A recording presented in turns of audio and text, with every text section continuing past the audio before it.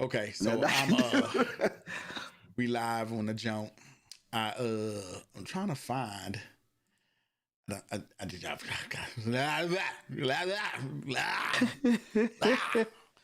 I don't know. I don't know. Scott's probably getting beat up by some rats in New York or something like that. You know what I'm saying? He's normally here for these things. I got to keep making the New York rat jokes. I got to keep making it. It's only right that I do it. Oh my God. Which is crazy because I don't see us on. It's a little weird because I don't see us on the. Oh, here we go. Okay, all right. We there. All right, so Jason, it's just it may be just you and I until Scott stopped getting beat up by rats. You know what I'm saying? So it's just you and Master Splinter. Master Splinter head. Master Splinter in the game. Master Splinter head. So, Jason, how you feeling this week? Feeling pretty good?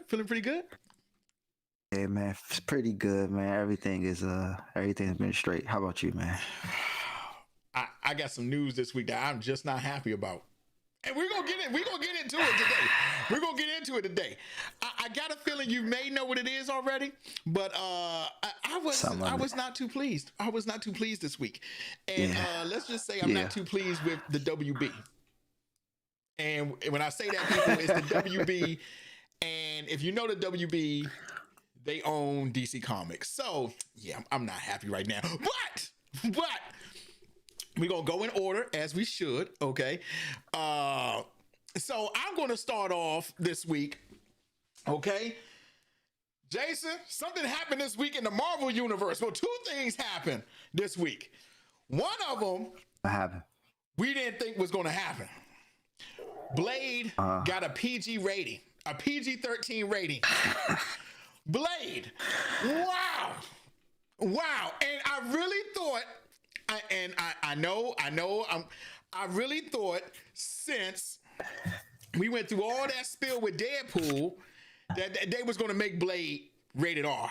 So, right. Will I be going to the movies to go see Blade? Not at all. I cannot believe Disney has done this. I am appalled. This is beyond me. How can you give the Vampire Hunter a PG-13 rating?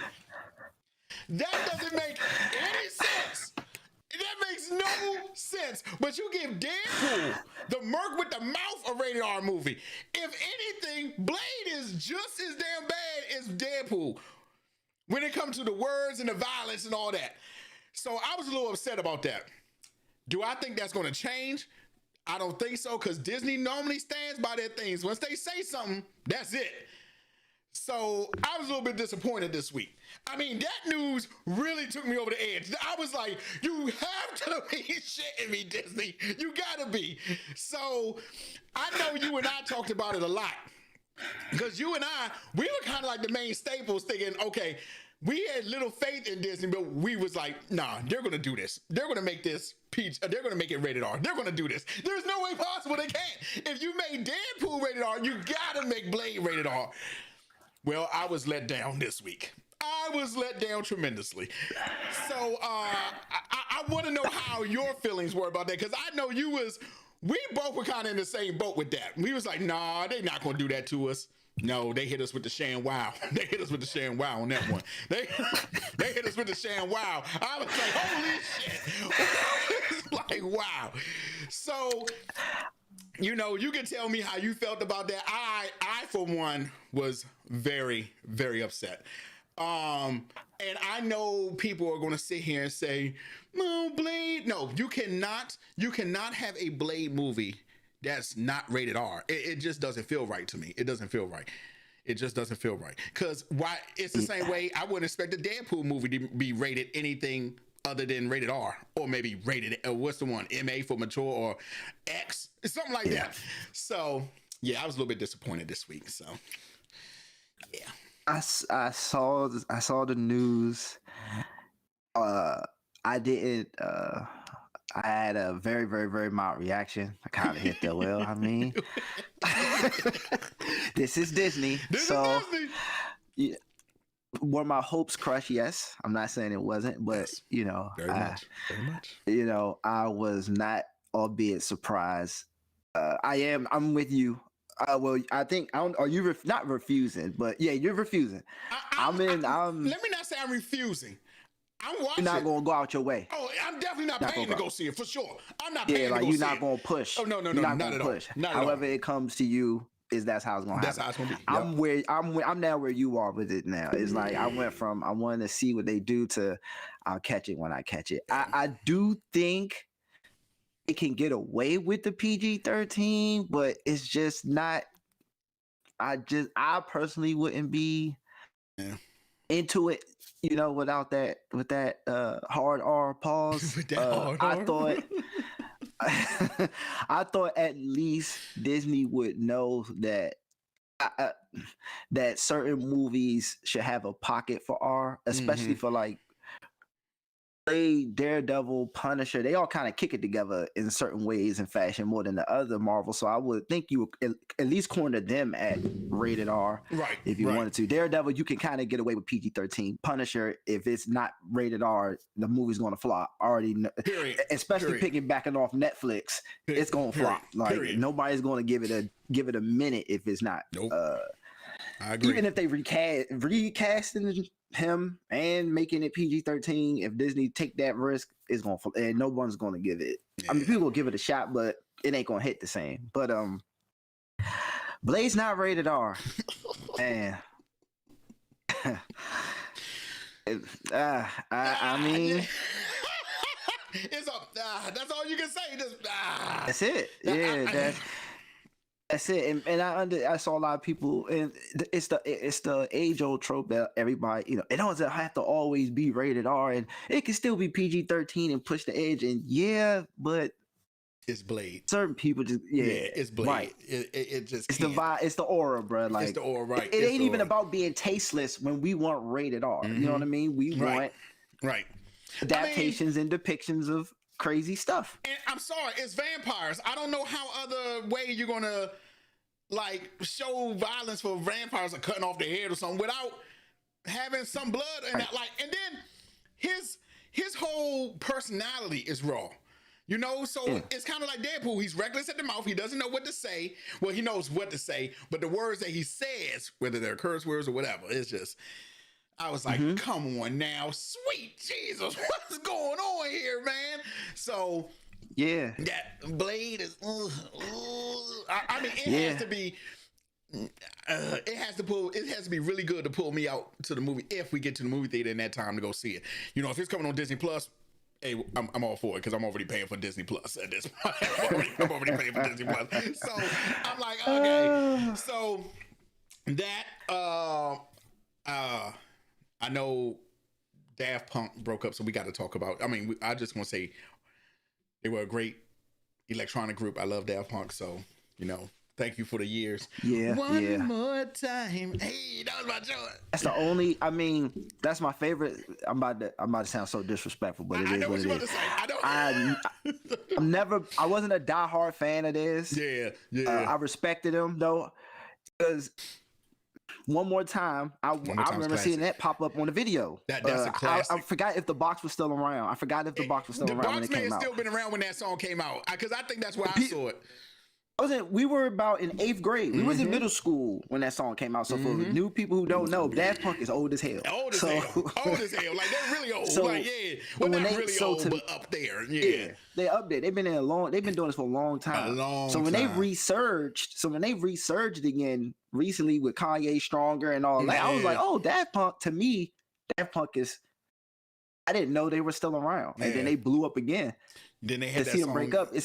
One More Time I was expecting like a sequel to the video because the way it ended with the soldiers popping up. I love that song. That's my favorite song. I sing it randomly every day. I love that song. That's my favorite song from theirs too. Yeah, that's my favorite song. And I know they did the whole new Tron. They did the whole Tron album. That was good. Even though Tron is a slept-on movie, that was actually pretty good. The new one, people were sleeping on the new Tron, but that was pretty good.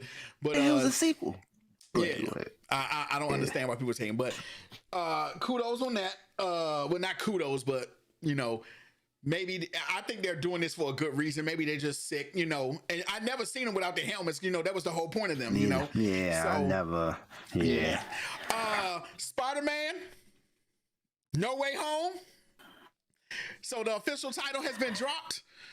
It's Spider-Man No Way Home, the third Spider-Man. I know you probably like, oh, it's Spider-Man. No. Total opposites. I don't care for the title. Just drop the damn movie. I'm excited. I'm excited for the movie. Yeah, I'm excited. I'm excited for the movie. The second one got me on board. You know what I'm saying? The second movie was the one where I was like, okay, this is good shit. You know what I'm saying? So you remember the first one? The first one, I didn't hate it. It just wasn't my vibe. I was just like, I loved the first one. I loved the first one. I thought the second one was good. My vibe. I thought the second one was good. I do think Tom Holland is he is a new Spider-Man for a new generation. And I'm not saying that's a bad thing. I think he's good. I'm still on Toby because that's what, you know, I love Spider-Man 2 with Doc Ock. That's my business. Now if I was ranking them, I would definitely put the Spider-Verse as my top Spider-Man movie for sure. I would definitely put the Spider-Verse as my top Spider-Man movie. But I like the Tom Holland. I think he's a great Spider-Man. I think he's great. He plays a great Peter Parker. I would like him to be a little bit more sciencey. I know that's not a word, but you know, I would like him to have more of that science side to him. But other than that, I had no problem with him being Peter Parker. I think he's great. I wish Aunt May would have been a little bit older. Like I definitely feel like don't get me wrong, the girl that played Aunt May, she bad. Don't get me wrong, but May. I definitely feel like Aunt May. Yeah, I definitely feel like Aunt May needs the whole point was she can give guidance because she had experienced life a little bit more. So I got that. I know, But other than that, I'm good. I got no complaints about it. I'm very excited, bro. I'm like, and Tom Holland, maybe it's because in the second movie, and I know it's the old like Donald Trump, the whole Tony Stark's, gotta call it Tony Stark, Donald Trump. The whole Tony Stark's being all over the first movie. Yeah. Maybe that for me took away from seeing that Tom Holland can really be Spider-Man. So to see him in the second one, pretty much the star, the leading role, the soul man. There's no, it's not like a Will Smith, Martin Lawrence thing. It's really him and is him and them. Yeah, him and them. He did a great job. Yeah, him and them. It was him and them, and he did a great job. And I was like, okay. And they did Mysterio great. So I was like, very good. They did Mysterio, and I thought they was gonna. I really thought they was gonna chump Mysterio over, but they really did. I thought so too. They really did. They did a good job. They did a good job building like. I thought they was gonna make him like a chump, like he was in the '90s animated Joan. Like I thought they was gonna make him like a clown, son. That was to me. That was like Mandarin done right, and Iron Man 3 went the other way with it. Completely opposite. Far From Home went the right way with like that was hard. Yeah. I definitely agree with that. That was hard body, man. I really thought they was gonna make him like a clown. I was about to say, man, they gonna make my man into a little chump, bro. So, oh my god, I thought they was on their way, son. So now, I'm gonna leave normally we talk about WandaVision being the top priority this week, but Wonder Woman is not the top. I mean, Wonder Woman, WandaVision is not the top priority this week. It's real. There is something else that's the top priority this week. But I am going to talk about WandaVision. Okay, let me tell you where I thought they were going with it this week. Okay? I thought that somebody at Disney watched our show and was like, yep, we're going to do it. Just because they're ass. So I really thought that Wanda, maybe something like you said, she's been under the spell the whole time, even through Endgame and all that. And when they went back and I was like, they're going to do it. This is where they fuse the mutants. They're going to say her father's Magneto. I was like, this is it. This is what we've been waiting for. No, it didn't happen. I was like, bro, this was your opportunity. I was like, this was it. This was it. So we know that the director It wasn't like he said. Wanda didn't like really just break into the joint. The director let her in, basically. You know what I'm saying? She grabbed I mean, she didn't even want to grab Vision. She wanted to give him a funeral and all that. Okay, so we saw that. Like I said, I do feel like this was another filler episode. Okay, but that's not. It's a filler with information that we needed. Okay, so I don't think it's bad. I don't think it's bad. It was not what I was expecting. My hopes are really for them to plug in that Magneto thing somewhere. I know I'm asking for a lot. But I really want them to plug in that Magneto thing. I'm glad they did show Agnes, because she was one of the witches at the Salem trial. So I'm glad they showed that, because that's her background. So I'm glad they showed that. It's kind of weird that I think I was also thinking that they were going to lead into Agnes saying you were something before the stone, because and I thought that's why I thought they was going to throw the whole mutant thing in there, because she was like, what triggered you? Like, so I thought they was going to be like, okay, there's something else with you. This stone didn't just give you or amplify this power. There was something else within you that done this. So I thought, like, boom. And now we get this, because it's a spoiler. We see why Wanda, how the whole thing came to with the town and all that. We saw all that. Wanda basically just had a grieving moment. That's literally just what happened.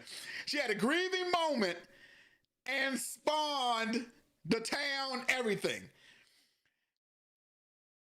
I'm not saying that was, I'm just saying it could have been some more trauma behind that. Like, everybody grieves. I was like, come on, Wanda, that could have been, but that still doesn't explain, because they still don't explain about Wiccan and Speed.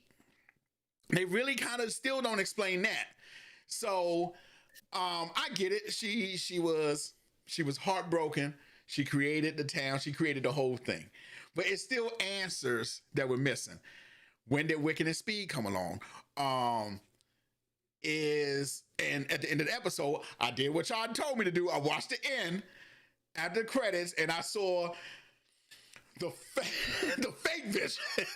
I call him the Zombie fake Vision. Right, the copy Vision. Zombie Vision. The zombie Vision, exactly. Zombie Vision. So, yeah, zombie Vision. That's a little bit, it just wasn't going,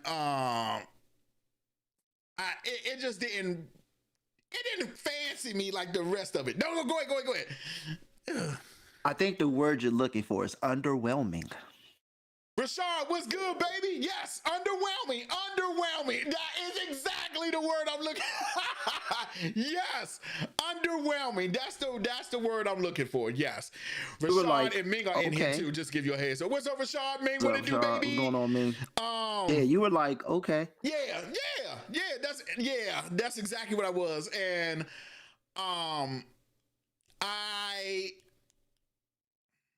I still think WandaVision is great. Don't get me wrong. Every episode is not going to be fire. That's just the case of it. We got to have something. But I'm looking forward to how many episodes there are left. I'm pretty sure there's only probably going to be 2. Just one? This is it, bro. Really? Wait, but this was episode 8, right? This is it. The next one's it, bro. This is the episode before the last one. You're lying, bro. You're lying. Seriously? This is it. Yeah, there's only one more episode. Oh, man. This is the one. Friday is the episode before the last one. So this one gonna be like a 2-hour long or an hour-long one, probably. Maybe. Episode 9. Yep, March 5th. That's the next one. Yeah, that's the last one. And it says it's the last one? Yeah, I was hoping March for 5th, at least episode 10. 9 episodes. I was hoping for at least 10. They're giving us 9. I know. So, but yes, I was underwhelmed, but not by the show. God, I'm trying to get. I was underwhelmed, but I was underwhelmed because I thought there was an opportunity that you and I was waiting for, and it didn't happen. That's why. But yeah, it was just, she was grieving, and in that grief, she did the time like, oh, okay, all right. She was grieving. I get it. She loved Vision. Boom, boom.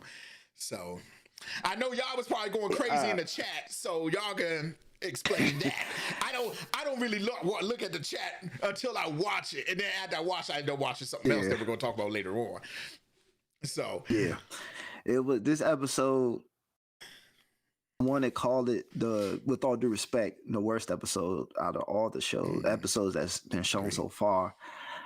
Only because and I'm not speaking from a general standpoint, from a personal standpoint, we've been theorizing a whole lot. And the more we get to the end, the more I feel like we over theorize because it's simple.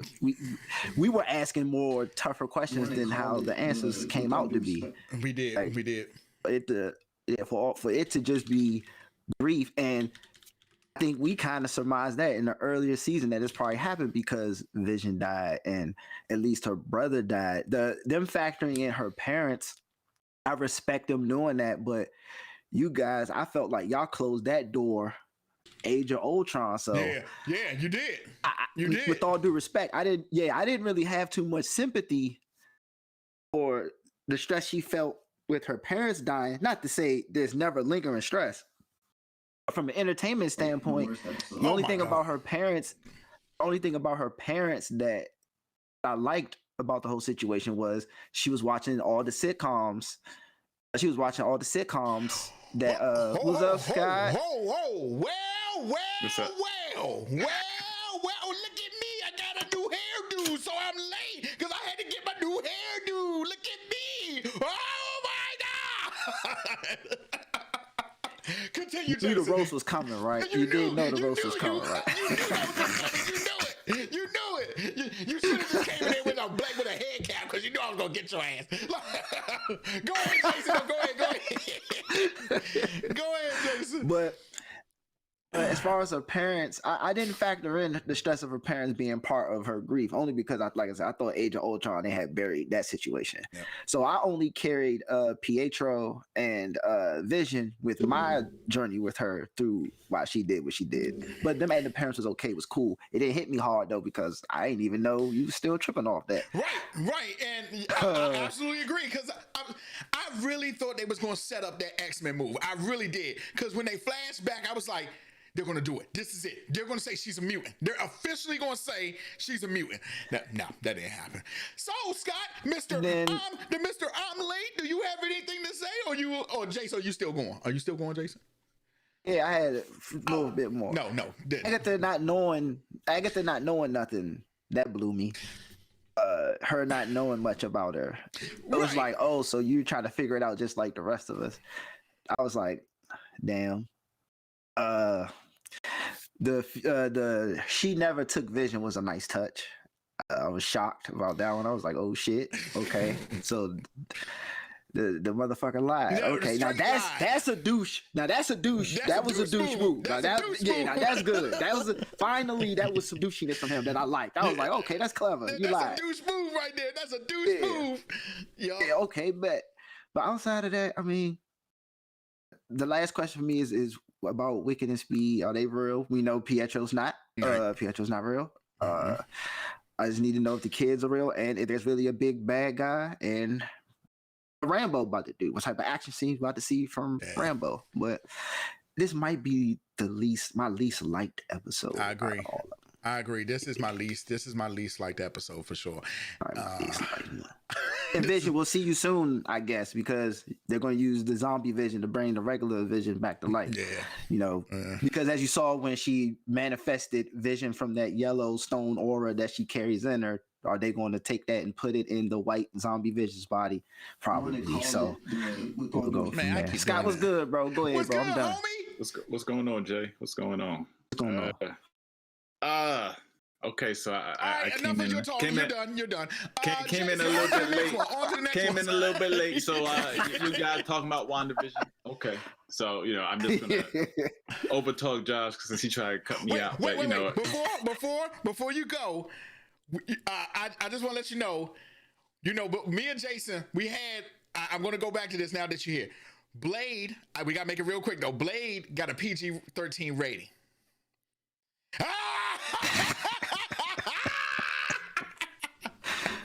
So me and Jason were wrong about that, but I remember all of us thinking there was going to be something more than that. So, but I just want to see your face reaction. But you can go ahead and tell us about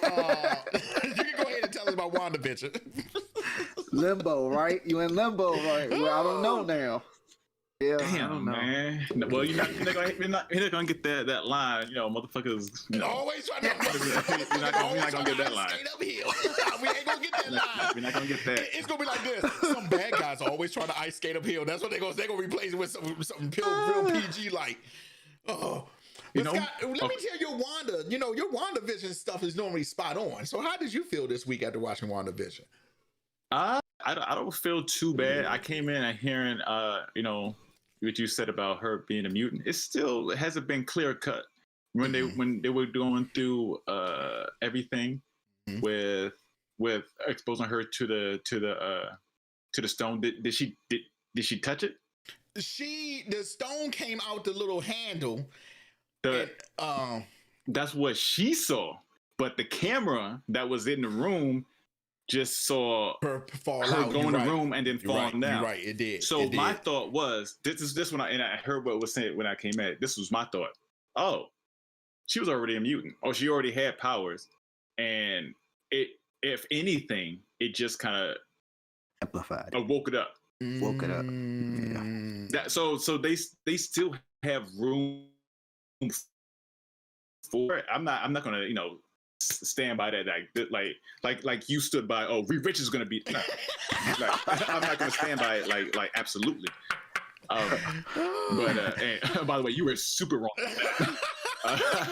But I still think there's room for them to kind of say that she was a mutant and she had powers before, and then perhaps her powers, which were perhaps dormant, awoke the powers that were in her brother. Or if that, or no, I could just be completely wrong. The whole thing with Agatha, I knew this week. I knew after the whole big reveal last week. I knew this week was going to be more of a filler episode and her backstory. At least it was, like the beginning of in Salem and everything like that. So she has all this power. She can steal other people's powers, or the witch's powers. Okay. And then fast forward to the end where the big reveal, oh, you're chaotic, so you're a Scarlet Witch. I was like, okay, one, we got her name, cool. Two, okay, I'm gonna let you finish real quick before I say that. Two, it's about the whole thing. The whole point of like revisiting her past is trying to figure out how she got her powers, or how she manifested the amount of power she used to create the whole town, and she still didn't get her answer. So,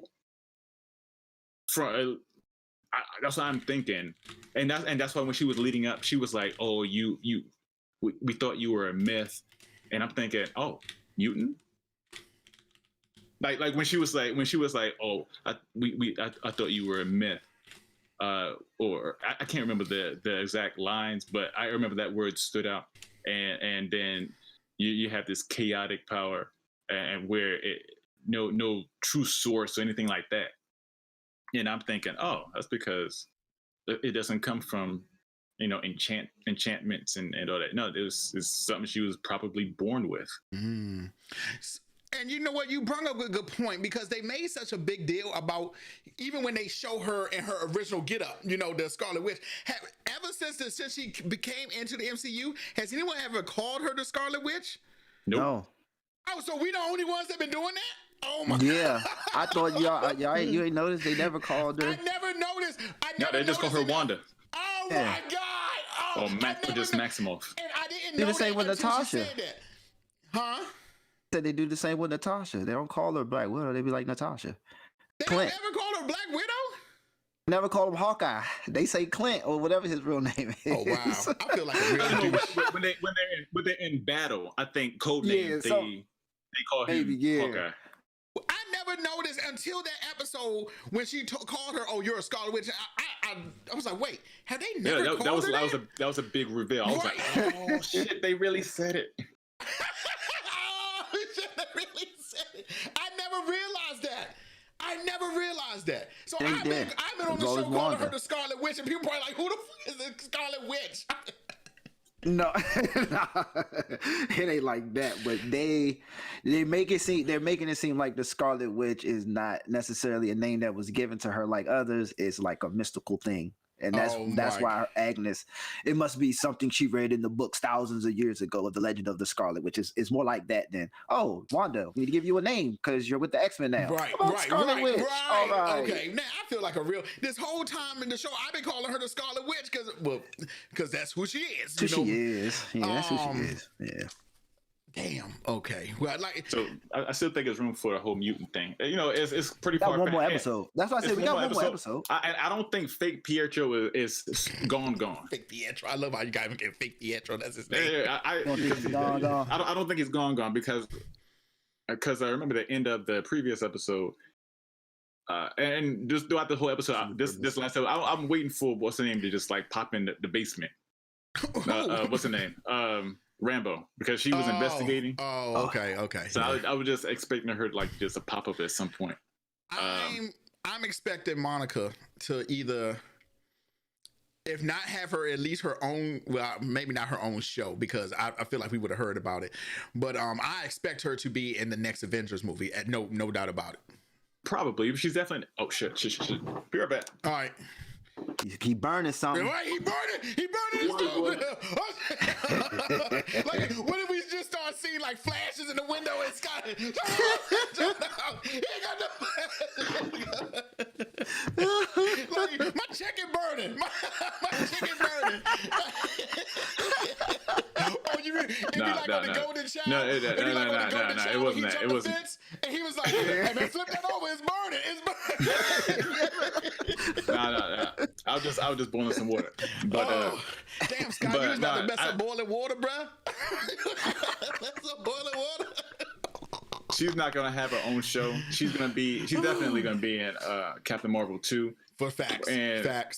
And you know, she's gonna be one of those characters where they continue to develop her through these TV shows until she makes whatever debut in whatever movie. Well, I think her debut in a movie may be Captain Marvel 2.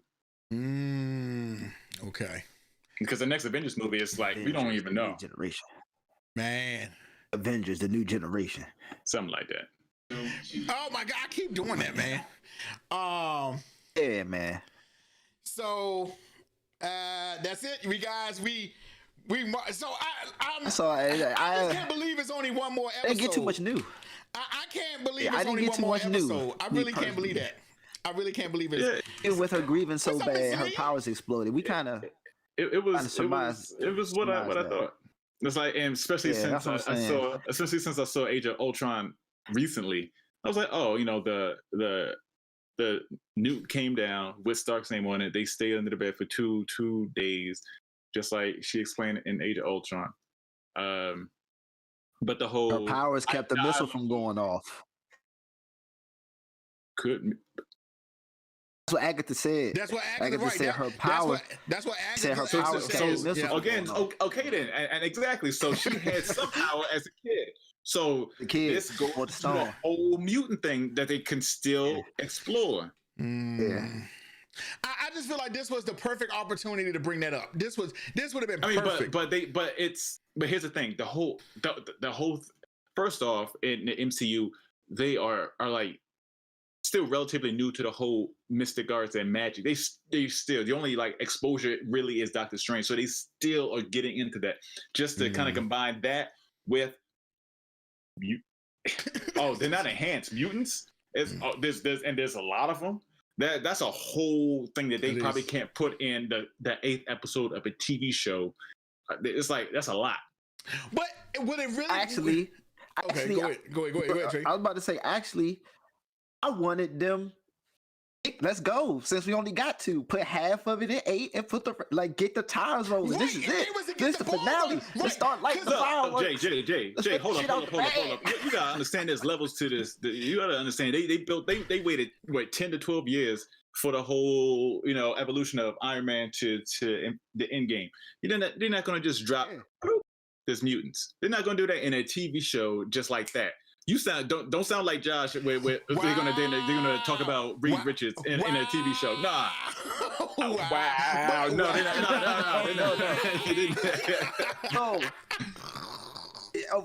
Of course, what they're going to do is cram it into this last one. Whatever fireworks we're about to get, they're cramming it into the last one. Here's the thing. Just for 8, should have lit like 2 of them. They made hint at it. That's why I said you're not gonna get Reed Richards. They may hint at it. Whoa. So with this last episode, going into her Doctor Strange 2, they may hint at Richards, or they may hint at these enhanced being around long before a certain time period. I would have been fine with them hinting like maybe the girl who brought the space station goes like, yeah, your friend Reed said what's up. That's a nice hint. Like, boom, okay. Now, if the mutants would have came along, this man want to be right so bad. What if somebody from SWORD was like, yeah, they call it the X gene, and you would have been like, oh, some shit like that. You would have been like the X gene, X-Men. Here we go. It would have cracked open the door just a tad bit. Just a tad bit, just a teeny tad bit. Yeah, but even though it was a small, subtle, even though that's not small and subtle to you, that's gonna go past so many people watching that are not familiar with like the comics or the cartoon. So the X gene, you're gonna have all these different people on these websites or video blog or whatever. What's the X gene? Yeah. Oh, this episode was stupid. They didn't really. They talked about some kind of X gene. What's that? And then they could have came here to the podcast. No, they could have came here to the podcast and learned what the X gene was. And now we got new followers here. They could have came here and learned about it. Yeah. Oh man. So as long as episode 9 is fucking like everything is on the table, it's going to delete 8. It's going to delete. Well, that's the thing with these shows, man. And Smallville had plenty of them. It's a filler episode. It's a filler episode. They had to do like a little backstory. They had to. Just to explain, especially the last few minutes of episode 7 where it was me the whole time. Okay, well, it was Agatha. Okay. That was fine. So they had to do some kind of backstory, and I mean it contributed to the story a little bit. They had the kids. The last minute, but they still don't explain. Wicked and Speed. Exactly. They still haven't explained how Wicked and Speed came along. They haven't explained that. Here's the thing, and this goes back to the potential that I was wrong, and because this is the reason why I felt so strongly about it is what Monica had said. Whatever happens in there, it's real. Okay, so maybe it's not. Once they step outside the hex. The kids aren't real, and maybe just like Vision. Now that we know that Vision wasn't the real body, it was just manifestation of her power. Just like potentially her kids, maybe once they step outside the hex, that's it. You on to something, big baby? You on to something? I didn't think about that. We got Vision's body, so we need to find 2 soulless bodies so she could put their Wicked Speed soul in the bodies, and they can be real too. That's what's about to happen to Zombie Vision.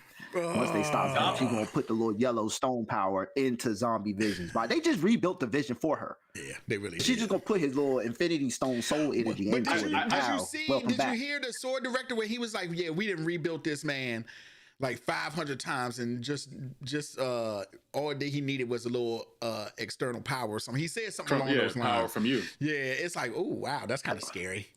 That's scary. That's scary. It worked because it's from her. I hate how extensive his lab was. It was like when Monica came back, he showed a fake video of her coming in this facility and like tearing shit up. No, what ended up happening? She went in there and saw what they were doing. Heard. Oh, and then next scene, she's walking out to her car calmly and driving away. Nah, he broke the Sokovia Accords. That's what that was about. He broke the rules of the jump. So that's why he had to move that way. He needed an excuse to go as far as he did. Yeah, and that's what that was that video. That's the most douche move he's done the entire season. Yeah, the whole thing mentioning her mom, that was just asshole. But this was like the villainous thing. Straight it's like douche okay, mode, straight douche mode, bro. I like that doucheness. Go ahead, man. Y'all. All right, what else? What else y'all talk about in my absence? Because I wanted to watch Superman and Lois, but that was a lot of shit. I heard you watch this stuff. No. But before I came, what else did you discuss? Just Blerd. Blade. Blade. That was and really and that Punk is on. Yeah, that was really it. That was really it. That was really it. PG-13, no, for real. PG-13, for real, no lies. PG-13. PG-13, bro.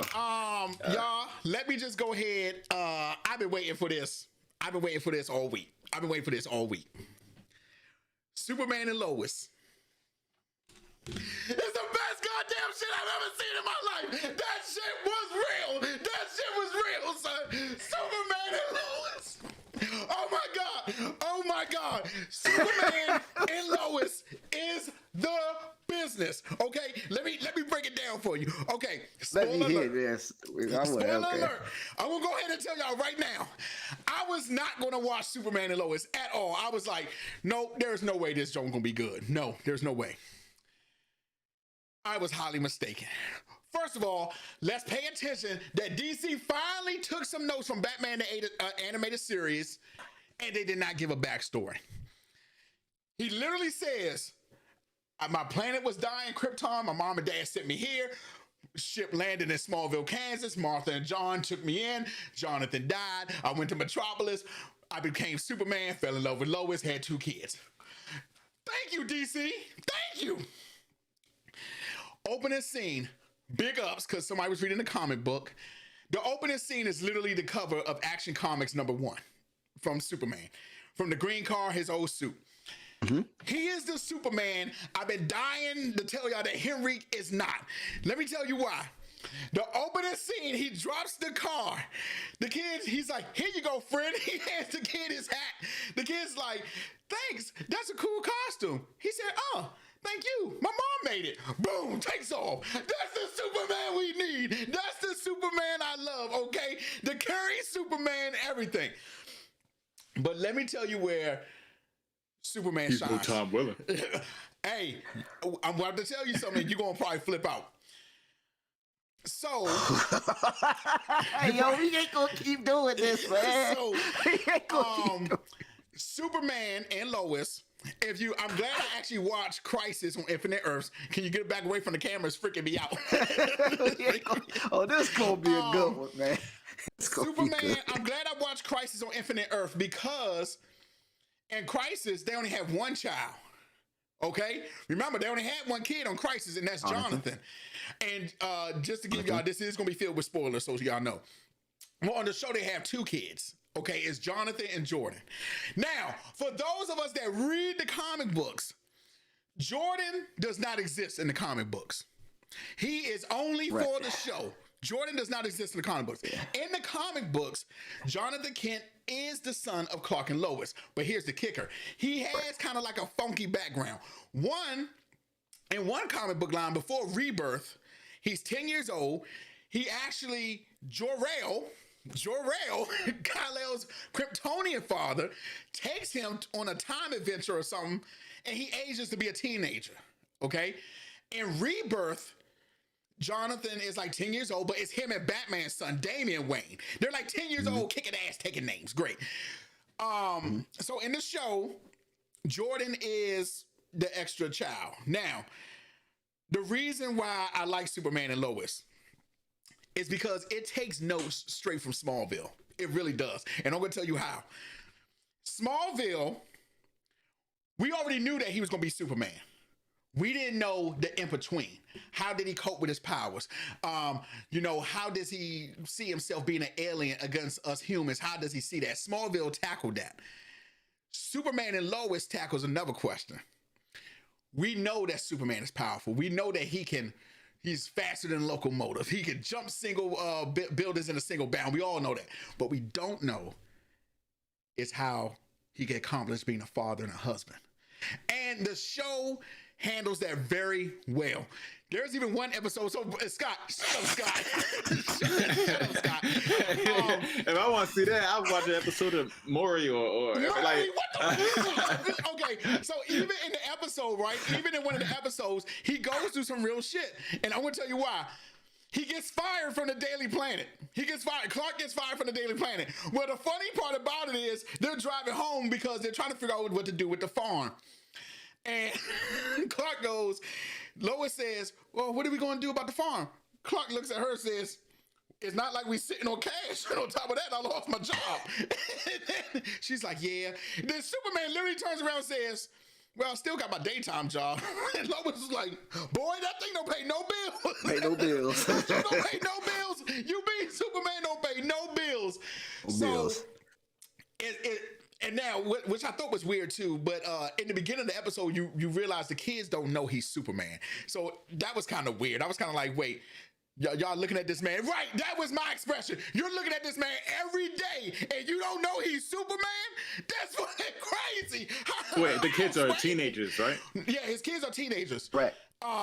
Right, but every day they don't know. They're looking at this man every day and they don't know he's Superman. Okay. So I'm assuming that he's not going to be a part of the Arrowverse or Flash. No, yeah, I assume. No. So how is his kids like grown 15 years? Well, I'm pretty sure they got to show that. They're going to show that somewhere down the line of how in the Arrowverse they cross over. But the thing about it is one of his sons have a social disorder. So now this was a funny part too. He came in from a mission being Superman. He comes home. Lois is like, hey, your food's on the counter. There's a note in there because you missed Jordan's therapy session. Okay, because I told you Jordan got the little social disorder. So boom. So he goes into Jonathan's room first. And you can tell Jonathan is the kid with everything. He's the whole shebang. He's the star of the football team. He has the charisma. So Jonathan is the kid. So he's like, yeah, Dad, I made the football team. They's like, yeah, son, that's what's up. Boom. You my boy. Love you. He goes out of Jonathan's room. Then he gets ready to go in Jordan's. Now, Jordan is the oddball of the family. But the funny thing about when he first opens the door to Jordan's room. He's the Chloe Sullivan. Shut up. Without the sex trafficking part. When he goes into Jordan's room, Jordan's playing Injustice. Did you peep that, Jay? He was playing Injustice. And he's playing Superman against Raiden. And Raiden is dogging Superman. He's dogging him. But smoke. Superman is trying to talk. Clark is trying to talk to Jordan. And Jordan's just not hearing it because he's like, yeah, whatever, Dad, such and such. Because he's just the odd one in the family. Okay. Well, the show sets you up because they find out that one of them has superpowers. Us comic book nerds know that it wasn't going to be Jonathan. I knew it was going to be Jordan. There's three things I know right off the bat. One, the girl at the funeral who showed up was Lana. Knew that from the back, from the way he looked. Two, I knew he was going to move back to Smallville at some point in time. See, I didn't see any of the trailers, but I knew he was going to move back to Smallville. Three, I knew that Jordan was going to be the one with the powers because Jonathan has the powers in the comic book. So there's no way you can give the kid who has charisma, the whole shabam, powers. That just makes the whole thing like terrible. Easy. Right? It makes Superhero it 101. Superhero 101. You don't give the kid everything the powers. So I knew Jordan was going to be the one with the powers. So I knew it right on the back. All-ball, the charismatic kid. Right. So they did go to Smallville route and give, Tom Welling, he was all shy, even though he's 6'3", chiseled good looks, but right, getting, basically having to rely on Pete Ross, with the Nintendo 64 shape up to kind of lead him into social settings. But they do it in a good way because I really thought too they was gonna make Jonathan like a bully towards Jordan. But first of all, Jordan, he cannot read a room. He's sitting next to this girl and Jordan cannot read the signs. He thought it was time for a kiss. The girl negative. So the girl's boyfriend comes up. This is Jonathan. They get to wrecking. And I'm like, okay, they gonna make I really thought they was gonna make Jonathan look on while his brother get his ass whooped. Nope, they did not. I'm glad they did. Jonathan comes, he was like, hold on, fam, that's my bro. Boom.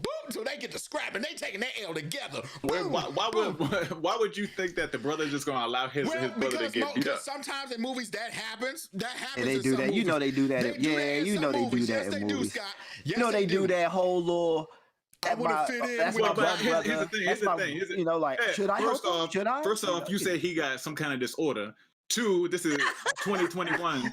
You know, you say he has some kind of disorder. Two, this is 2020, 2021. You know, the whole bullying thing. You know that they're not gonna let that fly. That don't mean nothing. I thought they was gonna make him take a. I thought really it was gonna make him take a L.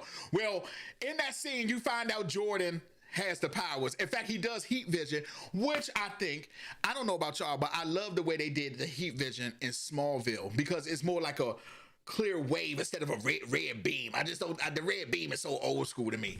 But Smallville's our laser was better than Supergirl's, but continue. It was, but the thing about it is the reason why Superman and Lois prevails is because it's a family aspect. It's not just about him. Like. He has to deal because he doesn't know how. You can even tell there's one scene where Jordan is passed out. He's having one of his episodes. Well, Lois comes running in the room, and Superman stops at the door, and he's kind of like, "Man, what the hell? Like, what do I do at this point?" You know what I'm saying? Because he knows how to be Superman. He doesn't know how to be. He's learning. He doesn't know how to be a father. You know, even though they're teenagers, I know he's learning, but he's learning how to talk to him and things like that. But the show was written excellent. I love it. But I will tell you this too. We all know that CW, I call it the 3 and done. That means they're going to give you 3 good seasons. They're going to give you 3 good seasons. And then after that, the show going to start going downhill. So I'm just saying, as far as right now, as of right now, I will say this. Superman and Lois may just be better than Smallville at this point. Starting off. Okay. Now I have to interject. Hey, I'm just telling you, it may just be better than Smallville at this point. Okay. Next, Tyler is a great Superman. He's a great. I like him being a Clark. I like him being Clark. Period. I think he's good. I think he's very good. I agree with half of what you said. The writing of the show is great. Everything you said about the way they did the show, you're spot on. Family thing, him being a father is written well, is great well. I'm 100% on board. It's a good episode. I wouldn't go as far as say better than Smallville. How you doing, boo? Go ahead, you get it. I wouldn't go as far as say it's better than Smallville after just one episode. Yes, I'm shooting for the stars at this point. Right, but in spite of it being such a beautiful family film, we still need Superman. And I'm not even going to regurgitate everything you said because, like I said, I'm spot on with you, except for him as Superman. He is the best Clark Kent since Christopher Reeves. That I can agree. He's a better Kent than Campbell. Yes. He's a better Clark Kent than Welling. Yes. He's a better Clark Kent than Ross. He's the best Clark Kent. Yes, he is. The best Clark so far. He's the best Clark Kent. Yes. As terms of Superman. Oh, come on, Jay. Come on. He's still Clark. You just brought it up how he was. Oh, my mom made the suit. No. But how about when he was handling the situation with the nuclear meltdown, when he was like, "Yeah, General," you know, he had to put the face on. You know, he was like, "Yeah, we gonna catch this fool slipping." You know. But what amplified it more was the fight he had with the guy in the suit. I'm gonna call him the guy in the suit. Yes. Not gonna spoil what his name is. Yeah, we can't spoil that. Correct. That's for you, Scott. That's not for the fans. I want you to see it for yourself. Yes, we're doing. That's why I'm not saying his name. The fight with the guy in the suit, he had the same Clark Kent vibe and face as the dude was kicking his ass. And you know it's true. He had the same Clark Kent family face when he is getting dealt with in a physical altercation as Superman. And I'm not saying only one episode, so I'm not saying it can't be corrected. I'm not saying it can't be fixed or down the line. This is just off the one episode. I hope he gets edgier as a Superman as time goes on. I hope he gives off a different vibe. Just like we spoke about Chris, he's Clark Kent 1 minute, he's stumbling, he's bumbling, but when he turned to Superman, it was all hands he's still on deck. Home, but he kind of like he don't have that motherfucker to him, and that's what takes away from me when he puts a suit on. It's not that motherfucker. He doesn't have that black suit, Superman from Justice League type vibe. When he was just like kicking Aquaman and Wonder Woman's ass, like, you know what, you think you can mess with me? No, okay, I'm hearing all this. And I wasn't ready.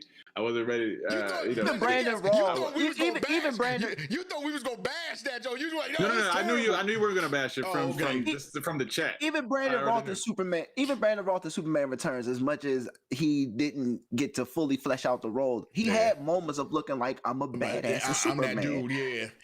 He do look like Clark Kent because he looked like he could execute. Yeah, it's Clark Kent and Superman. He could have left the glasses on and been Superman to me when I was watching the show. You know what that is? You know what it is? That's a glare. In modeling. It's the opposite of smizing. It's the opposite of smizing. Like, I will fuck you up, but at the same time, how you doing? And I always say, like, even like his kids, when he finally tells his kids he's Superman, because something happens and they find out he's Superman. Okay. Yeah. And it's like, first his kids are upset. They're like, oh my God, you didn't tell us you were Superman. No, kids, you're just dumb. I come in here every night and since you were teenagers, and you didn't know I was Superman. How the hell did you not know this? Like, how the hell did you not know this? So wait till you see, with all due respect, wait till you see his face, Scott, and you'll understand what I mean. It's Clark. It's Clark. It is all the time. Hey, look, and that came from, I already expected that when seeing him on his guest spot in Supergirl, and then in the Crisis, I knew his temperament probably wouldn't be able to continue on. And as you said, Josh, at the very beginning, it's like, it's a great show about how he's a father and a husband. And I'm like, I don't give, just off that. If he had just I don't give a fuck. Is he fighting Lex? Is he fighting Lobo? Like, see? I don't care. At this point, when you said that, you know what? Here's the thing. I want to see it executed better, and especially in live. But here's the thing. When you were mentioning that, and he's a fictional character, so it doesn't matter. I was like thinking, fuck his kids. What? He got fired. Okay, well, you're Superman, so go rob this thing real quick, and nobody's gonna catch you. This is exactly what I'm talking about. It's Bama's like you. It's Bama's like you. Is why Justice League was like, oh, we need to be more dark. That's exactly why shit like you. We need to be more dark. Like, no. I'm not saying it got to be super dark. It's too funny. I'm not saying it has to be super dark, and he has to be out there, murdering people. But it's just like and I understand he operates as a human, and even though he doesn't have to, and we got fired. Okay, well, we'll just live in this alleyway because I'm Superman, and we're gonna do things the right way. I don't know about Superman living in the alley, but okay, whatever you say. Whatever you say. Hey. So, like I said, if he has powers, and nobody on Earth is going to stop him unless they plan on bringing Ben Affleck as Batman. Nobody on Earth can stop him. Or they could bring Zatanna, or they could bring. Oh yeah, Magic. Adam. Okay, Magic too. Lord. Okay, they're gonna infuse Magic in Superman and Lois. I'm quite sure most of the budget went to maintaining that Smallville farm. But. Nah, it looked like it's the same farm. It looked cool. Just the guy who plays it, Tyler, whatever his name is. I know he's from Teen Wolf, and he's super short. I think he's like 5'9", 5'10". He's like super short. Wow. Comparatively to like the other Superman. Yeah. And just it's gonna sound like nitpicky. Just his face. He don't look like he don't look. Look, here's the thing. Brandon Routh. He. Okay, and it sound okay. I'm a. Yeah, go ahead.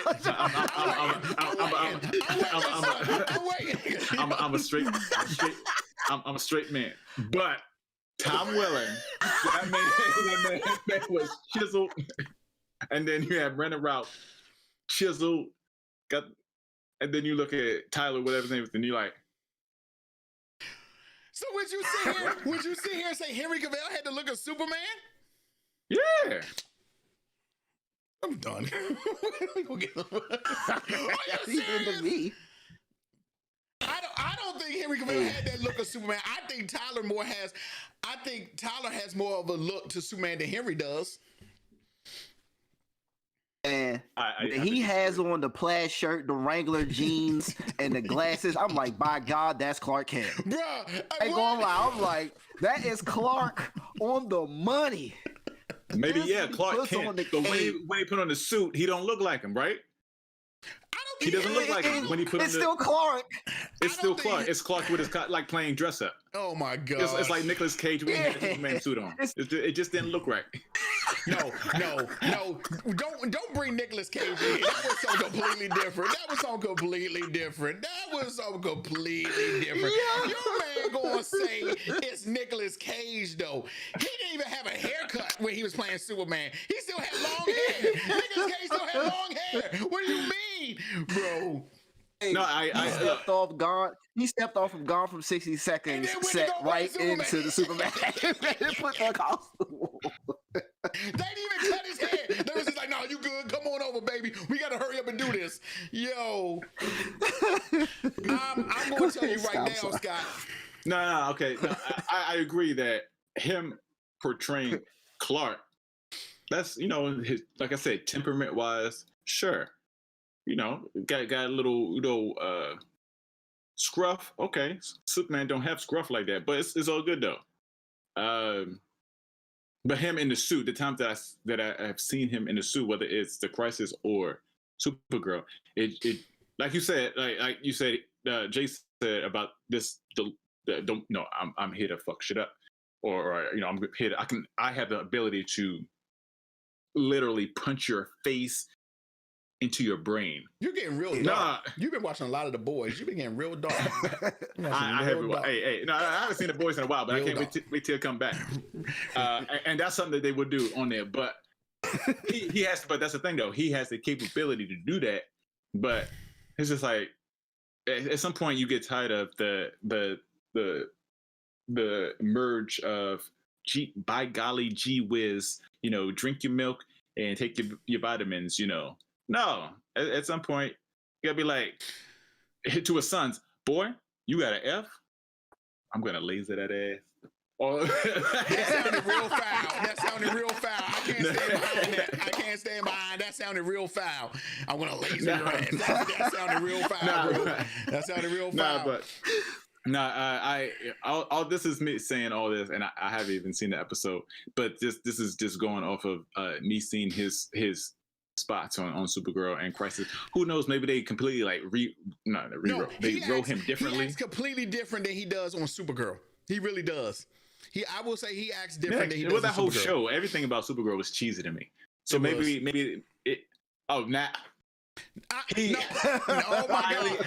I'm not saying. I'm not saying that Supergirl was bad. I'm saying it had its cheesy moments. All right, but once again, I have told y'all. I have told both of you. If it's not the Flash, if it's not Arrow, they don't get good writing like Supergirl, Batwoman.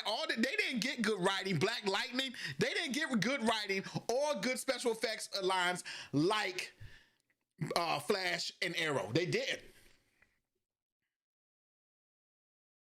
I feel bad for that Black Lightning. I've only seen Lightning, so I can't. I feel bad for Black Lightning. I can't really speak because I feel like it's all of it too much. But it's a black show that has a majority of white writers. I really believe that. I agree. You can tell it's written like by white writers. Like some of the situations when he's in there with their daughters is white situations. You're like, that wouldn't happen in a black household. But I mean. Oh, mine is, but I mean, I'll give it a shot. Yeah, I kind of gave up on Batwoman. Yeah, I mean, Batwoman. And I'm not gonna lie to you, even now with the new Batwoman was hard to watch, but now it's hard to watch now. It's really have you tried to see any of the episodes? The new episodes I have, but it still. I saw the one with the Candy Girl. It suffers from the same thing as Batwoman did before. It's just. It's kind of like you said. It's written terrible. It's kind of cheesy. This is very cheesy. Yeah, it's very cheesy. Here we go. Batwoman. Oh my god. Oh my god, bro, jeez. No, but the woman that plays Batwoman is bad. Yeah, she gorgeous. What you want? Yes, she is gorgeous. Yeah, of course. But she you could tell she tries, because I think this is like her. She was in other stuff, but I think like she's trying, but she's working with the writing, and writing is whatever. Junk. And because this is like her big thing, and she's Black. Like when people like go hard and they're in like a title role, they go extra hard. Like she has a video where she's like working out, she's like picking up this tire on the field, and she's doing like all the workouts to maintain her Batwoman and all that stuff. And she's putting in extra work, trying to maintain, because they could have just like did the CW version of CGI and just like crop some of that shit out. Now she's actually like trying to live up to the standard of a fictional character, which is, so and then to actually watch an episode or a few, and then you just like looking at the writing of it, the whole thing with Sophia and them with Kate's, they confirmed it. Oh no, they said it. Kate's still alive, but she's being held captive by Sophia. And I was just like, y'all really doing this? Y'all really doing this? Yeah. Because you have this woman that took over the mantle, and you're still holding Kate over. Because it's not her show. As long as they hold that, it's not her show, and it sucks. Batwoman, Supergirl, and Black Lightning, you could tell they did not get the same attention as Flash and Arrow did, and that's because Flash and Arrow did so good, and the response for those other three shows probably were not. So they got lax on the writing. They really did. I hate how they brought their shows in like immediately, like made them like right off the bat. Supergirl and Batwoman, they were like Paragons. In the Crisis, they were like key important pieces. But you already know what that was for. That's because their shows wasn't doing good, and they was trying to make them be like the heroes of the thing. Crossover, and then thinking that the the attention from the Crisis is going to flow into their shows. Exactly. And that didn't work. You know what happened is I knew what time and day was coming on. Oh, this is episode 1 of Crisis. Cool. I watched this. I don't have to watch leading in episodes. I watch this. Oh, okay. Flash and Bob jump in. Cool. I'm going to watch this. Cool. I'm not. But that's not even the point. The point is people don't care. People don't care about really Batwoman, and I'm going to tell you why. Because if you go to her animated stuff, you can watch Batman Bad Blood, and you see that Kate is a complete badass. You see Kate is a complete badass. You can see that, and you go like, okay, fine. They really had a chance to make Black Lightning really something. They really had a chance, and they really messed it up. They really messed it up. They could have did the same thing with. But here's the thing. They messed up initially with having Ruby Rose. Why you keep saying that? Like, what's your beef with Ruby? What's your beef with Ruby? I have no beef with Ruby Rose. I love that in Orange is the New Black. To do that? Yeah. And then all the promo she was doing that led up to. Okay, I'm not saying she's I'm trying to think of it. I'm not saying she's like Anne Hathaway. I'm trying to think. I was going to say Denzel, but I wanted to keep the playing field level. So it's not like she's on that level, but she was in some popular John Wick. She was in a popular TV show in Orange is the New Black. So she was a notable, and she was still getting movie roles after that. So she was notable enough, and then to go from there to if it's NBC, Fox, CBS, then you're like, okay, like a miniseries, because that's what you usually see. But not even that, but to like CW, baby. It's just CW. It's because she played a hero. She played a superhero. No, most people are not going to watch a superhero thing. No.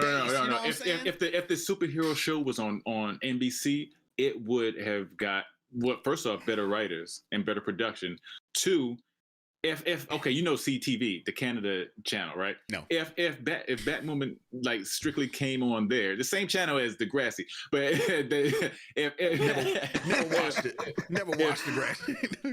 if it strictly came on that channel, but getting on these interviews and all this stuff, do you think the production wise would be great? And I think that DC, and when I say DC, Warner Brothers, I think they picked the wrong things to be shows. Like, you should have never did a Supergirl show. You should have never did a Batwoman show.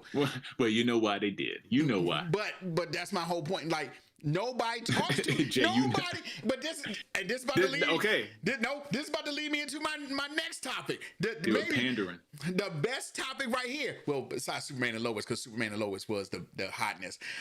It was a great episode. It was a great episode. It was a real great episode. But see, now you give me Superman and Lois. I keep saying Lois. Superman and Lois. But you're rebooting Superman. Wait, what? Oh yeah.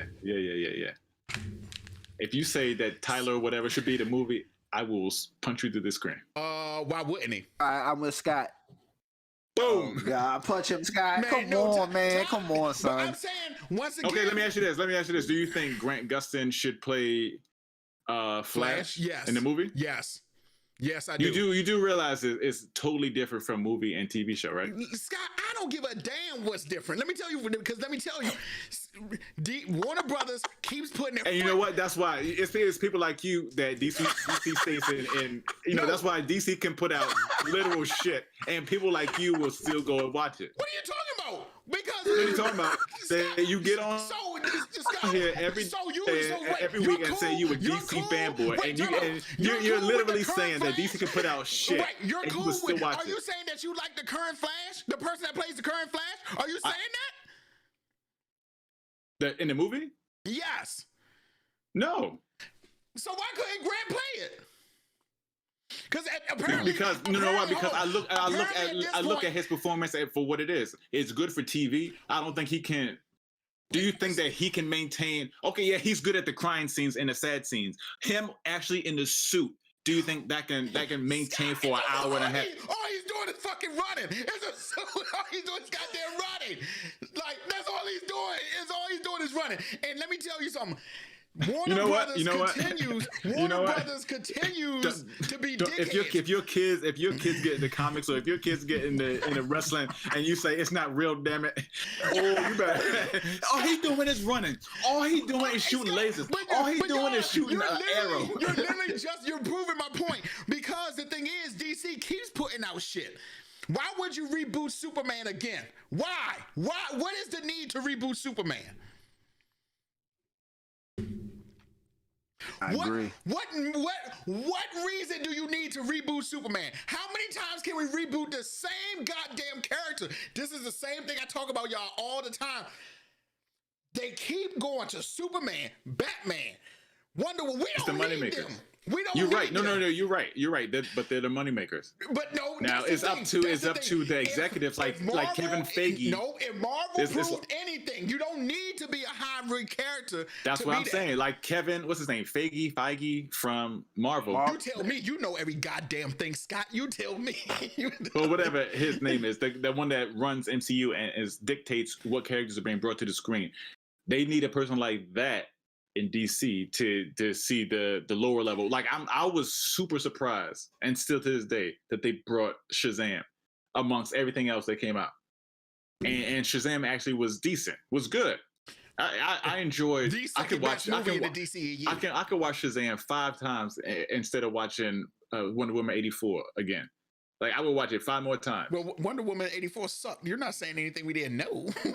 I know, but that's the majority of the time, energy, money production, promo went into. At this point, DC just needed to stop making all movies. At this point, like Zachary Levi, you don't.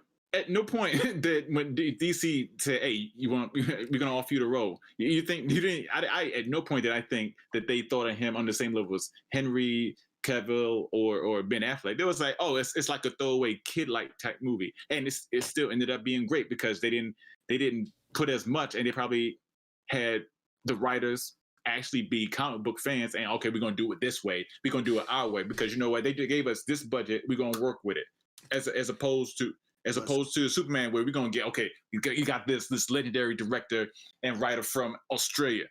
Haven't never read a comic or seen any backstory of it, but you know what, he's great. He's got a great history.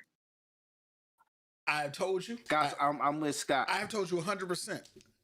On that part, what are you talking about? Being a DC fan, being a DC fan, as you call a fanboy, I'm probably. How can you say I'm the hardest on DC than anybody is? I'm the hardest. Even more than me. You say I'm a fan. Now I do like DC more than Marvel, but I judge DC hard.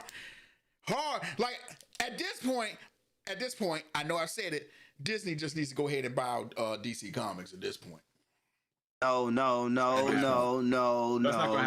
Don't reach that far, bro. Don't douse him that. Don't douse him that. Don't douse him that, bro. That never happened. Relax, bro. Relax. Somebody literally sat in a board meeting and was like, hey, I think it's time we reboot Superman. Hey, you know what? Hey, I don't know if it's real. Also, in addition to the whole Justice League family, I don't know if it's real. Emilia Clarke from Game of Thrones is supposed to be replacing or becoming a Mera. Is that true? You mean Mera from who? You mean from Aquaman? Aqua, yeah. I don't know. This man about to check. Oh, he might leave. What the hell? Oh my God! I don't know if that's real, but he went to get his iced tea. He had to get his iced tea. Hold on. But no, I read something. I don't know if it's real. They're doing that. Then you have Ta-Nehisi Coates that's supposedly writing the new Superman. Well, so at least the story is going to be decent. That don't mean the story. That don't mean the story going to be decent. If they make the Superman black, then people's heads literally will explode. If they make this, no, let me just go ahead and say this. I've said this before. It's not going to happen, but if that happens, people's heads will explode. We're not ready for Superman to be black. We're not ready for that. And let me tell you why we're not ready for that. we ready for a black president, but we're not ready for a black Superman. That's two different playing fields. Nobody's ready for that. You see the shit that Michael B. Jordan got for being Johnny Storm. You see that shit. The movie sucked, though. No, but before the people even knew the movie, before the movie was out, were you seeing what people were writing about it? Yeah. I just like the same thing I'm saying about the Black Ariel from the Little Mermaid. People are ignorant.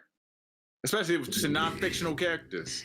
Here we go. You keep throwing that non-fictional shit out there for people. It's real. I mean, to not fictional, to fictional characters. My bad. J.J. Abrams. I'm not familiar with a lot of his work. Star Bad Trek. Robot. Star Trek. Star Wars. Star Trek. Star Wars. Super 8. The first one. Super 8. Super 8 was good. Super 8 was good. I'll say this much about him. Star Trek, he did both or just one of them? He did the first two. No, I think he did the first two. I think he did. No, the first one's lit. The first one was lit. Right, the first one was grade A. The first one was good. I don't know how I feel about him. I'm not like over the moon, but I'm not like he sucks. So he did do Fringe. Fringe was good. He produced Fringe and Alias. Yeah, Fringe and that was good. So I don't know how I feel too much about him being doing the Superman movie. As far as it being rebooted is the dumbest thing ever. It doesn't need to be rebooted. It doesn't Henry need to be Cavill rebooted. we should be thinking of Man of Steel 2 at this point. Exactly. That's my whole I'll point. say this. Yep. I'll say this and I'll stand on it. If Superman is black, I'm gonna watch it. Right. If anybody else is casted as Superman outside of Henry Cavill, Superman and J.J. Abrams can kiss my ass. I agree. And Warner Brothers might have to kiss my whole ass too. And I'm not gonna lie to you. That's where I'm at with it. I want to see Henry B. He is the Superman. There was no point in putting him in Justice League and Man of Steel if you're just gonna reboot it.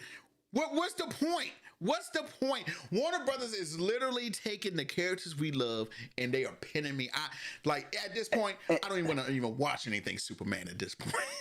And Josh, to speak, fuck Superman. And Josh, and to speak to your point about there are more superheroes, I'm with you, but here's where I digress though, or go away from you on this one. I don't want to see Warner Brothers do any other superhero film and mess it up. Okay, and you can't even get the main three right now. What's up, Chantel? I feel like this is. Remember how we spoke about Superman and Lois and why I said the Superman got to be right. The Superman part of him has to be right. The reason why I feel that way is because I'm not exhausted from seeing a Superman action type Superman film because we haven't really got a good one. Like a great one. Man of Steel's good, but not like an over the moon great one. Yeah. So I'm still thirsting for it, as opposed to we can name 5 different actors that were great Jokers. So of course I'm exhausted on the Joker. Y'all can't even get.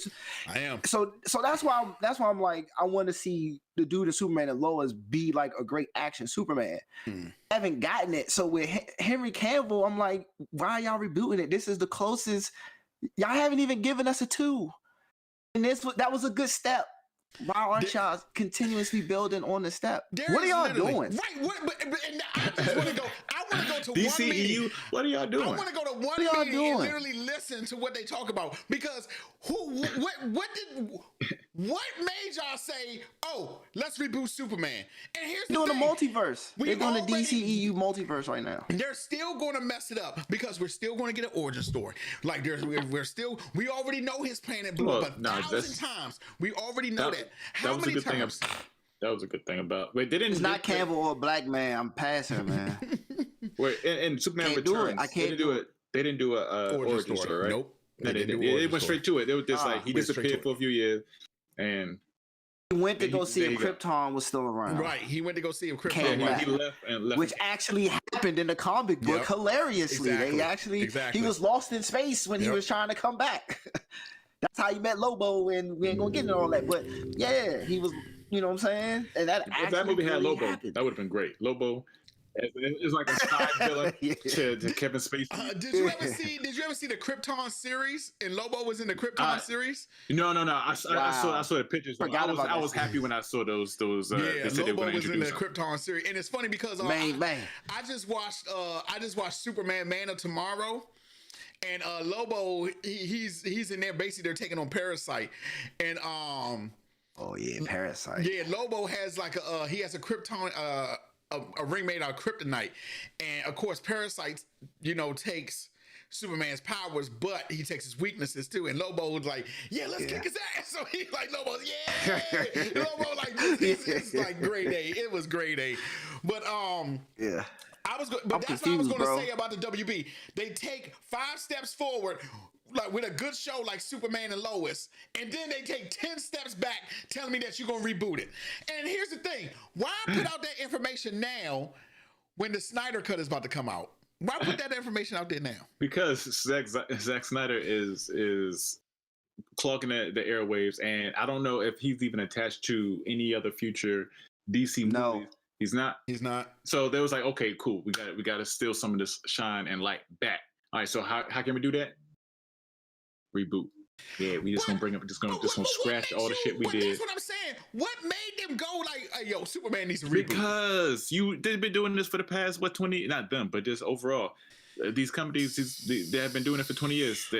Not having original ideas. Also, to speak on what we started with J.J. Abrams.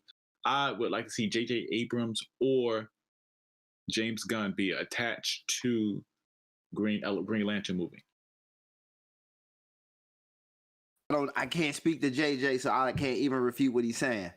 That's the thing. I know his movies, but I don't know how I feel. You know what I'm saying?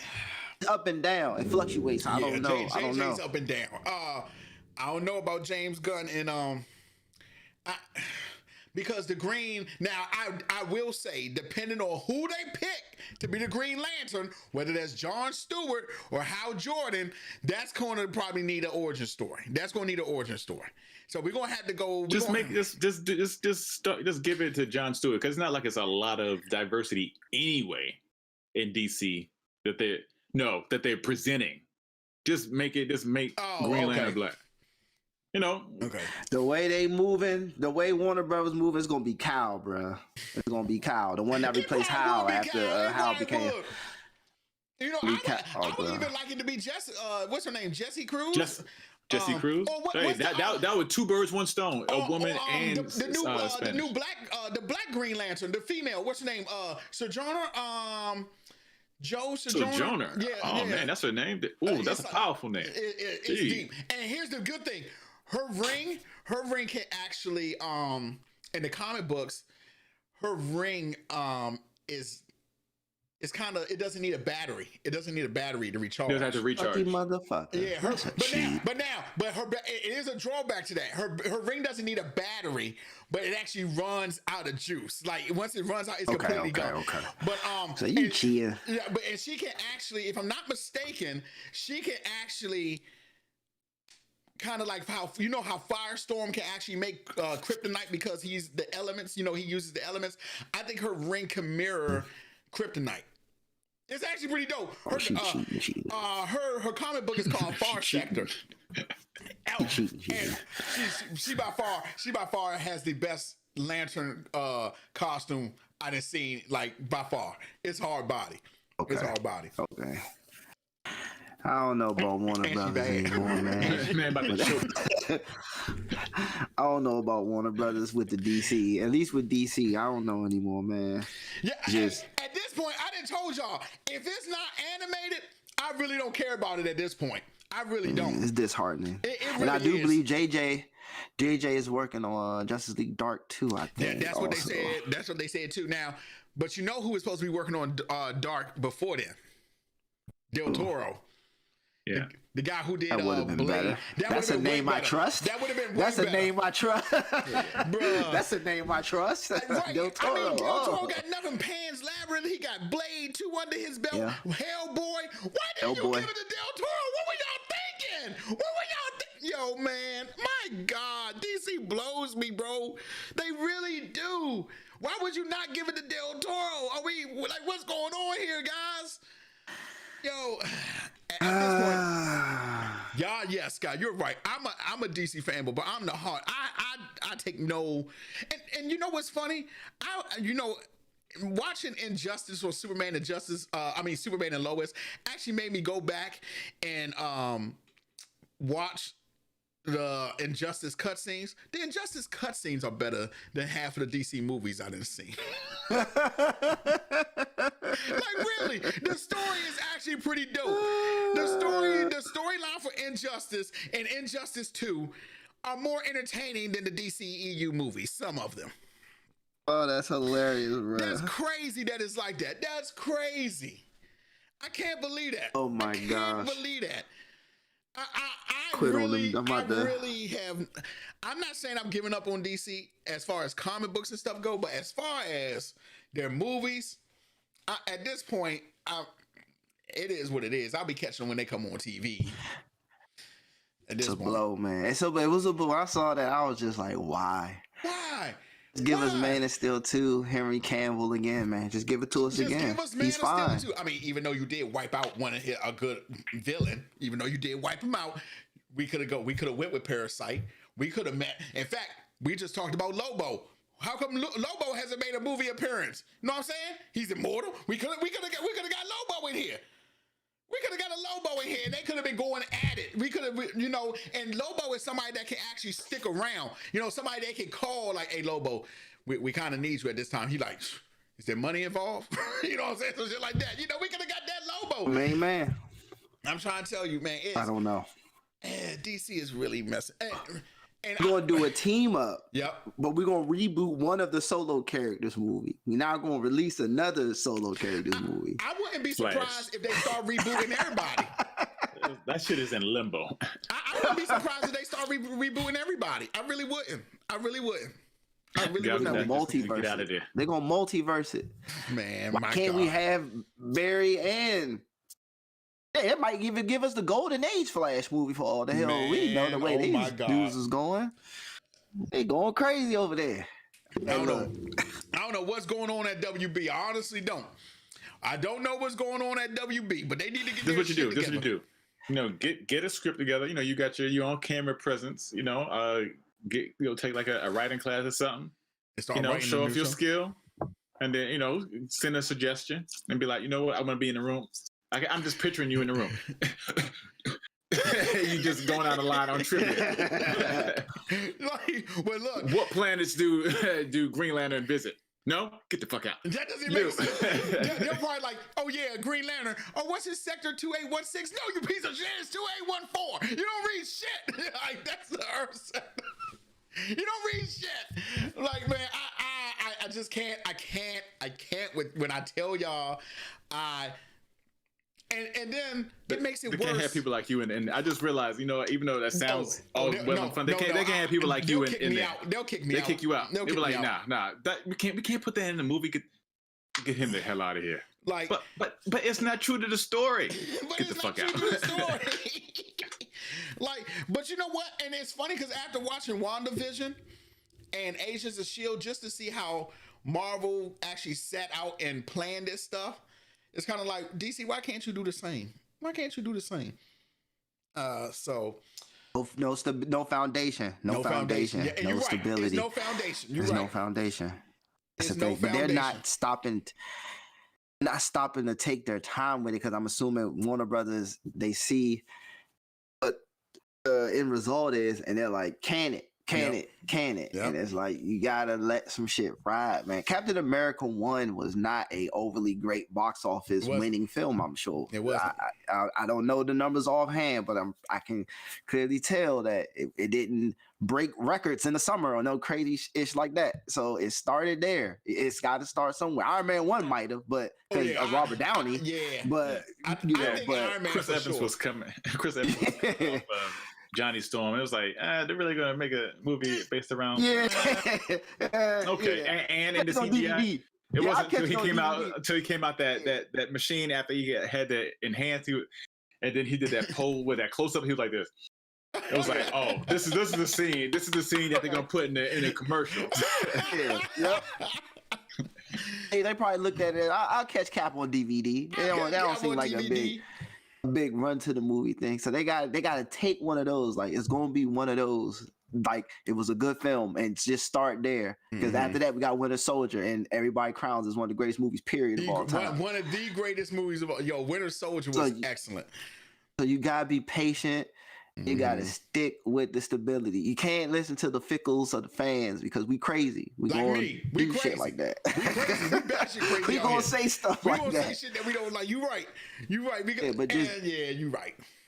Can't just come off the top. Yeah, you just don't go from rookie quarterbacks just don't win Super Bowl championships the first year in the league, man. It's don't take time. Sorry, let me stop. That's right, Tom. But that was different, though. I was about to say that was kind of different. He didn't come in. It wasn't like he threw it, but he didn't come in and throw 40 touchdowns, 2 interceptions. You can't expect that. You know what I'm saying? You can't expect that. Like, that's what Warner Brothers, I think they going for. They waited till Winter Soldier and Avengers 2 and Avengers 1 and Guardians to go, let's throw our hat in the race, and we should get the same exact numbers as them. And they 5 movies deep. Yep. Stability. Yep. Hold on. And they wanted it yesterday, and it's not gonna happen. Build it. You gotta build it, man. And at this point, like I said, DC is just becoming a figment of my imagination at this point. Like, it's just like, we're gonna look back at this when we're 60. And when we're 60, DC's still not gonna be right. And I'm like, well, I'm going to go ahead and take the eternal nap now, because at this point we can't get right. Yeah. So wait, you know what I just thought about? I'm thinking about high school and going to the computer lab for lunch, or right after lunch, instead of going to recess. Did we have recess? I don't know. You said high school, Scott. Why do we have recess in high school, bro? Gym is your high school, bro. Yeah. You know, I don't. Well, then it was lunch then. But going to the computer lab. And going on, and I remember then reading about Batman versus Superman, and then Oh yeah, when it's supposed to happen all those years ago, and just how long it took for them to execute it, and then just it's like they have these ideas that in the chamber just ready to go, but it takes so long. It just takes so long, and then went down. Hinted at I Am Legend. Yeah, all this back in 2002. And it's just the execution. It's disappointing when you realize how long this shit has been just sitting and waiting. Agreed. And you still it's can't what you get right. Agreed. Yeah, it's what you said earlier. And DC, when Warner Brothers approves a low-key superhero, it gets the most heart and it comes out the best. But when it comes to the big dogs, like Scott brought up, with the Superman, Batman, or Wonder Woman, they all on your ass. So because they looking at it as, the low-key thing. Oh, if it takes us $500K to make that movie, it makes $5 million, cool. But if Batman, Superman, and Wonder Woman, they are $100 million. So let's try to get $1 billion out of this. You know what I'm saying? Like, these outside of the really, really, really, really emphasis on really popular. Look at Deadpool. That was the first one. He could do whatever Ryan Reynolds, because he voiced for it. He was like, I want to do it. Okay, I want to have this input, and we're gonna do it this way, but make sure go. And him and then director, and I don't even think it had that huge of a budget, because it did. Other than him, it didn't really have like huge stars. But you can tell he had freedom. Yep, he had the heart. I want it. This is it. And you know, it's funny you said that, because I definitely think that when it comes to their movies, Disney kind of does loosen up the reins a little bit on the directors and stuff. They really do. And I use Black Panther as the perfect example, because Ryan, the director, he's talking about how he wanted to change some things, and Disney was like, okay, all right, let's rock with that. You know what I'm saying? Let's rock with that. And it seems like with DC, it's like, no. Well, I want Superman to I want him to be from Smallville. No. We're gonna make him from Canada. I don't give a damn what you say. As an example. Barry Jones. It's Barry like Jones. Right. It's kind of just like and it's sad that we gotta wait. Because, I know everybody's slicing up the Snyder Cut. I know everybody's slicing it up. Jay, by the way, did you like that Snyder Cut I put out? Did you like that Snyder Cut I put out on Facebook? I gotta see. You put out a Snyder Cut? Scott, yeah. Did you see that, Scott? I took an episode. I took the Justice League episode from Smallville, and I went to my kids, this is the Snyder Cut. I tell my kids, this is the Snyder Cut. I was dying. I took the Justice League. It was walking with the pyro exploder behind them, like they were Power Rangers doing the pose. And I saw Aquaman. I was like, oh my God, yeah. Oh my God, I forgot about this. It was grade A. I was dying. That episode was grade A. It was, though. It was hilarious. It was hilarious. Why did it take? And that's another thing. Is WB cool now with the Snyder Cut? Were you not cool with it before to put it out in the movie theater? Like, that's another thing I don't get. Like, just because it was 4 hours, I'm pretty sure it's not, because they're admitting that they fucked up. The original one was so heavily criticized and bashed, and then that knowing that they had this one in the chamber, they're not trying to push it up. Like, yeah, this guy, he put out this, and this is what we staked our claim on. Oh, but this is way better. They've been sitting on it for 4 years. They're not going to admit that they made a mistake or they fucked up in any way. They're just going to kind of acknowledge, it exists. Do your thing. You can put it out. We're not going to do like heavy promotion. You know who's doing the promotion? Snyder himself and his people. Have you seen that on IGN and everything? It's been him promoting. He's doing it. It's his footage. He's doing it, even though it's like you would think WB were like, yeah, this is his version. It's great. It's still our name. We still attached to it, but not because again they're gonna have egg in their face. So they just kind of fall back. They kind of like the authority like, you can release that. It's cool. We're not gonna promote it. We're not gonna push it. You can do all that FaceTime, face value stuff, but you know what? We'll allow you to release it because the first one was shitty. That's basically the only way that they're admitting that the first one was shitty, by actually even letting Zack Snyder release it in the first place. The first one was bad though. That was a bad movie. That Justice League was bad. It was bad. That shit was bad. I saw an article recently where they said they knew it was bad. Josh, let me ask you. So was Justice League bad? No, Justice League was bad. It was bad. It was bad. It was bad. It was. Hey, it was almost close as being bad as I Want to Walk Out bad. It was almost that bad. Oh, did I want to walk out when I watched that? I remember sitting here like I did not want to watch this. I didn't want to walk out. I was like, I don't think I want to walk out because especially when Superman came back. I probably would have walked out if I had waited to see Wonder Woman 84 in the bed. I probably would have. That because that was annoying. The amount of people that were just and just to let y'all know somebody on Twitter told me that I was a male who just wanted to see male prevail and and hate on Wonder Woman because she was a woman. And I said, that's their ammunition. That's why every time I say certain things, I say it's 2020, it was 2021, or the PC world, because that's their ammunition. That's what they fall back on. That's what they use to kind of disprove anything that you say. Because I said on Twitter that Wonder Woman 84 was the worst movie in the DCEU, and people not knowing that I put Wonder Woman in the top three. Top three. Wonder Woman, the first one was good, but this one was really bad. And people are still justifying that. That's become like the answer. And also not to defend the idiot that said that to you, but that can be debated because the other movies were trash too. I'm not going to debate it tonight because I disagree with you. But in general, even I must admit, I think some people might come at you with that because they probably seen worse than Wonder Woman 84, even though they think it's bad too. And that's the thing. That's why I go to Batman vs Superman. When you go to Wonder Woman, I say Batman vs Superman. People were like, oh, and it wasn't just me. It was people who were hating. They was like, we don't know anything about stories. I said, so it literally was Wishmaster with Wonder Woman in it. That's all it was. If you was watching the horror movie Wishmaster with Wonder Woman in it. It was that Wishmaster. Wishmaster, I like. But that's because Wishmaster is good. Wishmaster is good. Wishmaster is good. But I renounce my wish. Or the whole thing. Once again, how DC doesn't read characters. Here's a guy. The main villain in the guy is the same guy that tricked Superman into fighting Wonder Woman. But here we are. He's just giving people dumb wishes and looking like a crackhead after he do it. Hey man, don't you wish for that? Don't you wish for that? Don't you wish for that? Don't forget your wish. I got to wish.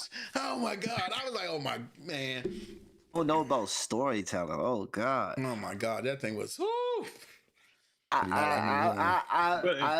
thought it was decent, but I ain't that stupid. It ain't no damn storytelling no Wonder Woman 84. That's the whole thing. That's what they use. That's that ammunition. It was like, oh, you didn't like it? Well, you're woman bashing. Yeah. Nah. Oh, you're sexist. Right. And I said, I did. Can y'all hear me? Yes, we can hear you, Scott. I said, I didn't. This is as we walking out. I really like Captain Marvel all too much. It was like,